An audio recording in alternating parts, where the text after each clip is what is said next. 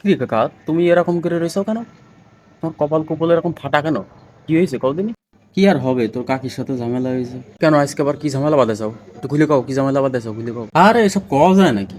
সব ঝামেলার কথা কওয়া যায়? আরে চিল, কদিনই তুমি নাটক করে না, কি হয়েছে কও। আরে তুই তো বিয়ে করিসনি, তুই কি বুঝবি?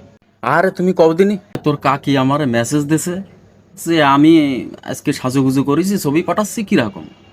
আমি মেসেজের রিপ্লাই দিছি, আমার চোখে দেখা নারীর ভিতরে তুমিই শ্রেষ্ঠ, তুমিই সেরা।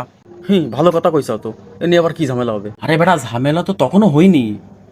বাড়ি যখন গেছি, দরজা খোলার সাথে সাথেই মনে কর যে এই যে কপাল টপাল ফাটায় ফেলাইছে। তারপরে আমি তো কিছু বুঝতে পারতেছি না।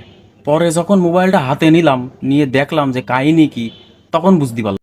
তারপর মোবাইল হাতে নিয়ে কি বুঝলে? সেই কথা তোর আর কি কব, মোবাইল হাতে নিয়ে দেখি ওই যে প্রশংসা করতে গেলাম, মেসেজ দিয়ে ঢং মারাতে গেলাম, লিখিলাম যে চোখে দেখা নারী সব থেকে শ্রেষ্ঠ তুমি।